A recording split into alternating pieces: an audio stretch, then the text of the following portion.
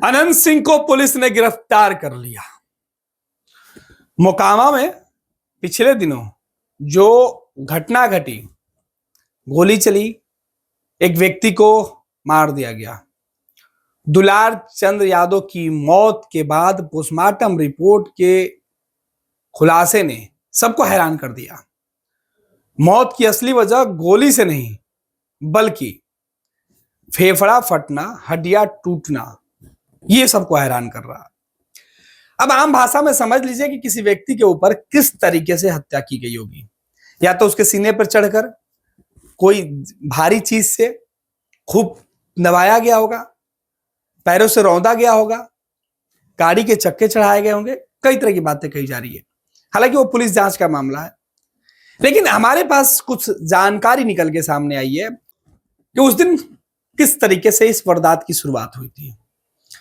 दरअसल मोकामा का जो ताड़ का जगह है जहां पे ये घटना घटी, वहां पे अनंत सिंह अपने समर्थकों के साथ आ रहे थे। इधर से जनसुराज पार्टी के प्रत्याशी अपने समर्थकों के साथ जा रहे थे।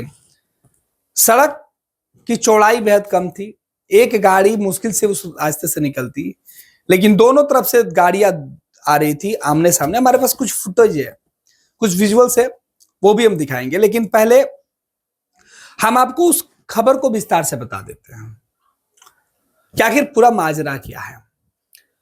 उस खबर में जाने से पहले हम आपको बता दें कि आखिर मोकामा में हुआ क्या था, जिसके बाद अनंत सिंह को पुलिस ने आधी रात को गिरफ्तार किया। मोकामा विधानसभा में बाहुबलियों की टक्कर हुई थी और इस बीच यह विवाद सामने आया जहां जेडीयू और जनसुराज के प्रत्याशी आमने सामने आए थे।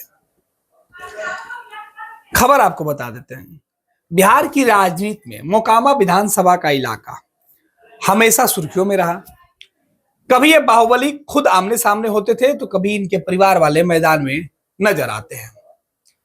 ऐसे में इस बार भी मुकाबला दो बाहुबली उम्मीदवारों के बीच चल रहा है, लेकिन तभी एक ऐसा खेल हुआ जिसने पूरी बाजी पलट कर रख दी है। अब सवाल यह है कि वो खेल क्या था जिसकी हम चर्चा करने आए और हमने शुरुआत में आपको बताई। दरअसल 30 अक्टूबर की वो घटना जिसकी मैं चर्चा कर रहा था कि 30 अक्टूबर के दिन क्या कुछ हुआ था।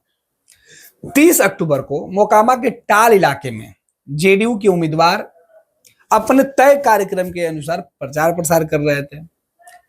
वो तार तक के इलाके में पहुंचे जहां प्रचार प्रसार के दौरान जब उम्मीदवार पहुंचते हैं तो भोजन भात का भी व्यवस्था होता है, किसी के यहाँ जाने के बाद कुछ खिलाने पिलाने की व्यवस्था, और वो तमाम चीजें हुई। उसके बाद कारवां आगे बढ़ा। भोज भात के बाद अपने काफिले के साथ अनंत सिंह आगे बढ़े। तभी कच्ची सड़क पर, एक्चुअली ये जो हम एक एक लाइन आपको बता रहे हैं ना, कच्ची सड़क, ताड़ पर, ये वहां का स्थानीय भाषा में उस जगह को चिन्हित किया गया है। इसको आप याद कर लीजिएगा क्योंकि ये शब्द बार बार आपके सामने आएंगे। ताड़ तक, कच्ची सड़क, मोकामा का वो टाल का इलाका, ये आगे भी आपको मिलेगा। तो तभी कच्ची सड़क पर चलते हुए उनके काफिले के सामने चुनावी मैदान में जनसुराज के प्रत्याशी जो उतरे थे वो अपने समर्थकों और गाड़ियों के काफिले के साथ पहुंच जाते हैं। हम आपको वीडियो भी दिखाएंगे और उसका मतलब भी बताएंगे। समझिए कि रोड पे, अब वीडियो आप देख लीजिए, थोड़ा सा कुछ देर के लिए वीडियो में आपको दिखा देते हैं।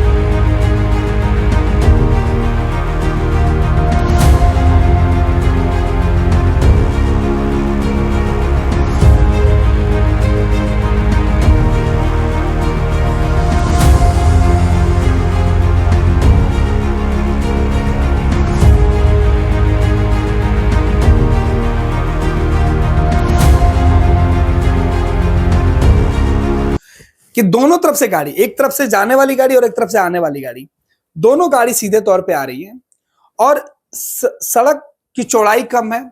ऐसे में हमको निकलना और हमको निकलना दोनों जीत पे अड़ जाते हैं और यही वर्चस्व इस पूरे घटनाक्रम को जन्म देता है। फिर वो समर्थक अनंत सिंह के काफिले के साथ आगे बढ़ जाते हैं।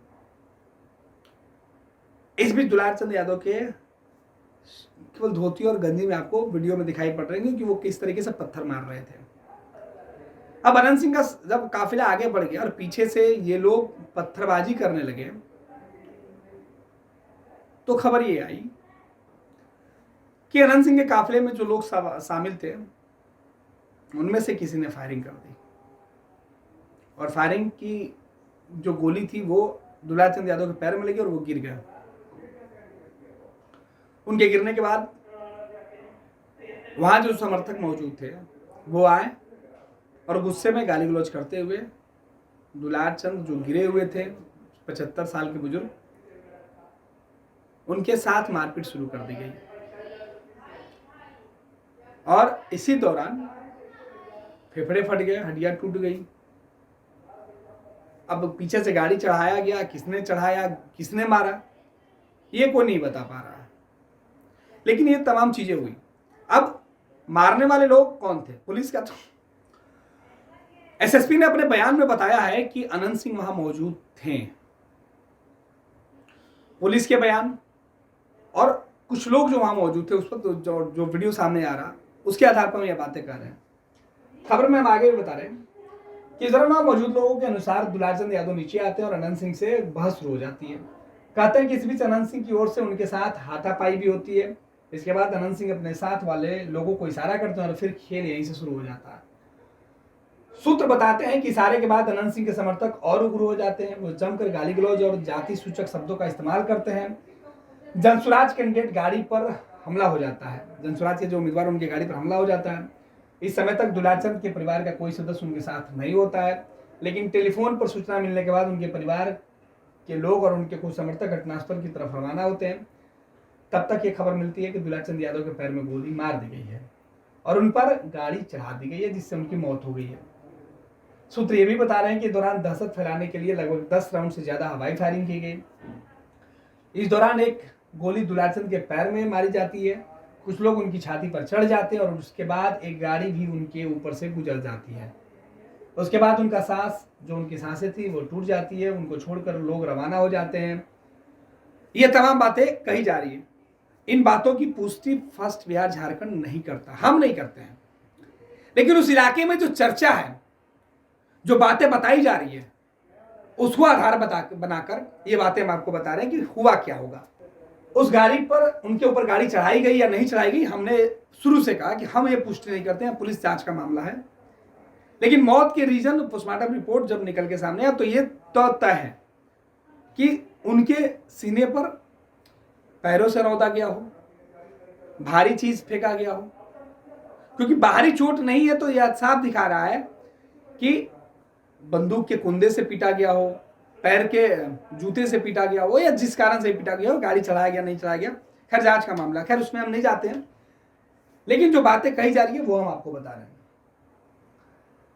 दूसरी तरफ कहा जा रहा है कि वहां मौजूद लोग ये बता रहे हैं कि इस बीच अनंत सिंह कुछ गाड़ी के साथ अपना काफिला लेकर वहां से आगे बढ़ जाते हैं। उनके समर्थक वहां कुछ देर के लिए रुकते हैं और उसके बाद वो भी रवाना हो जाते हैं। इसके बाद तार तक का जो इलाका है वहां पर जमकर हंगामा शुरू हो जाता है। कुछ लोग सड़क पर उतरकर सरकार के खिलाफ नारेबाजी कर देते हैं। सूचना पर घुसवरी थाना अध्यक्ष और भदौर थाना अध्यक्ष घटनास्थल पर पहुंचते हैं, दुलार चंद यादव के परिजनों से मिलते हैं और इसी दौरान परिजनों ने दोनों थाना अध्यक्ष का विरोध शुरू कर दिया। जब परिजन वहां पहुंचते हैं, पहले से गुस्से में थे, एक व्यक्ति की मौत हो जाती है और पुलिस पहुंचती है, तो जाहिर सी बात है कि लोगों का गुस्सा और ज्यादा फूट जाता है और ये लोग पुलिस को देखकर और आक्रोशित हो जाते हैं। उसके बाद कहा जाता है कि आप एफएसएल की टीम पुलिस माहौल को देखते हुए तमाम वरीय अधिकारियों को घटना की सूचना देती है और तमाम जो टीम है वो पहुंचती है। एफएसएल की टीम बुलाई जाती है, 100 को पोस्टमार्टम के लिए ले लिया जाता है। इसके बाद अनुमंडलीय अस्पतालों में 100 को भेज दिया जाता है, जहां दुलार चंद के परिजन पुलिस से बातचीत करने के लिए भी तैयार नहीं थे, लेकिन कई सारे बयान इस बीच उनके आगे थे।